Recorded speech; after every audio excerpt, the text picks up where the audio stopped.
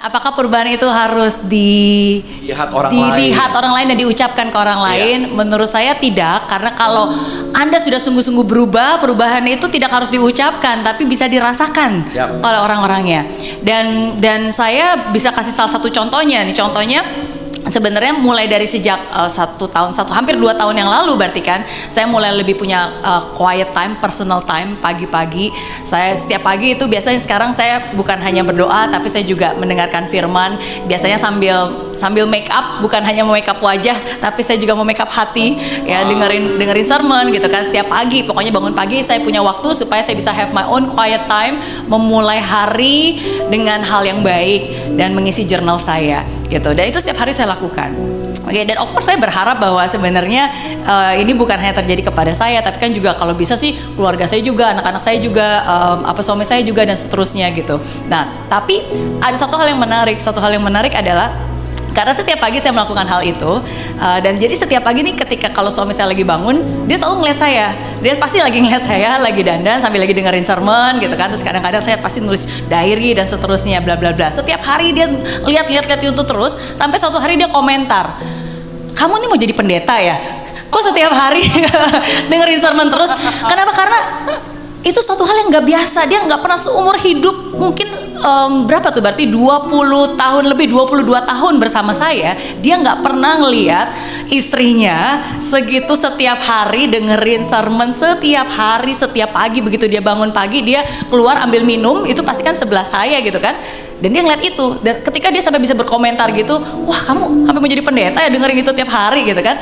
Dan saya tahu bahwa berarti saya sudah berubah, dan dia tahu saya berubah, makanya dia heran gitu. Dan dari situlah akhirnya saya nggak perlu bilang, tapi kan menunjukkan curiosity, kamu dengerin siapa sih, apa sih gitu kan. Dan akhirnya lama-lama dia juga jadi dengerin juga gitu. Akhirnya lama-lama dia juga jadi ngikut juga gitu. Dan ya ada banyak hal lah, tapi intinya saya mau bilang kalau kamu lakukan dengan consistently, terus menerus, orang akan bisa bertanya dan heran, kok bisa sih, kamu lagi ngapain sih? Dan itulah sebenarnya menggerakkan dia untuk melakukan apapun juga yang mungkin Tuhan sedang bekerja untuk menggerakkan mereka gitu, untuk melakukan sesuatu yang sesuai dengan caranya.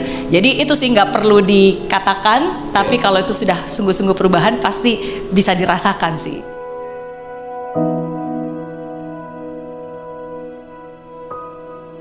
Dengarkan aja sih, just be them, be with them. Menerima apapun, sesulit apapun, just accept them. Jangan berharap bahwa dia berubah dulu baru kita terima. Ya, kita just accept them, tanpa menjudge, tanpa menyuruh mereka harus ngapain, tanpa menyuruh mereka kamu harusnya seperti ini. Menurut saya Tuhan pasti sedang bekerja sebenarnya, tapi itu juga butuh waktu dan proses kan gitu. Jadi just be with them, sehingga ketika mereka butuh, mereka yang juga tahu mereka harus kemana. Kayak tadi isolations, setiap orang pasti ada punya masanya sendiri ketika dia mengisolasi, dan ketika dia sudah siap, dia akan mencoba untuk membuka. Nah, ketika dia sudah siap, dia akan membuka. Ya, semoga dia percaya dengan kita dan akhirnya dia juga mau terbuka kepada kita. Dan saat dia membuka, itulah mungkin saatnya kita bisa bisa menjawab kalau ditanya gitu, bisa membantu kalau memang diminta gitu.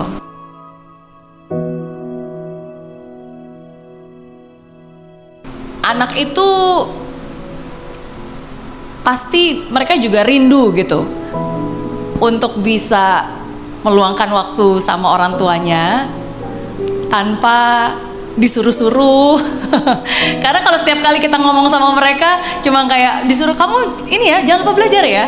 Kamu udah punya mimpi belum? Kalau belum, ayo ya besok minggu depan kasih tau ke mama," gitu kan. Maksudnya we have to connect with them first gitu before we direct them.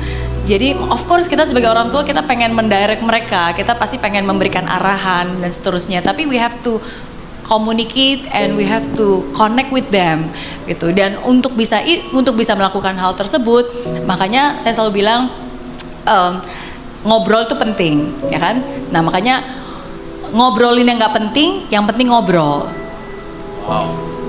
Ingat, ngobrolin yang nggak penting, yang penting ngobrol. Dan itu harus dilakukan kapanpun, dimanapun, sebisa mungkin. pagi, siang, sore, malam, kapanpun. Ngobrolin dari mana yang nggak penting dulu, nggak apa-apa, dibiasain. Karena kalau setiap kali ngomong nasihat lagi, ngomongin serius lagi, mimpi, motivasi gitu, lama-lama dia jadi males ngomong sama kita. Seharian sama gurunya udah dikasih tahu kok gitu kan, masa ketemu momennya diguruin lagi, diceramain lagi gitu. Jadi menurut saya sih mulai dari situ sih, karena saya pun sebagai orang tua saya juga berproses ya, saya juga terus belajar gitu. Tapi so far sampai hari ini itu yang bermanfaat buat saya, itu works. Ketika saya mulai ngobrolin hal-hal yang gak penting lah pokoknya, ya at least saya udah mulai membuild connection. Dan di tengah hal yang tidak penting itu nanti saya selipkan hal yang penting dan mereka bisa menerima, dan akhirnya ya we just have to build a real connections with them gitu.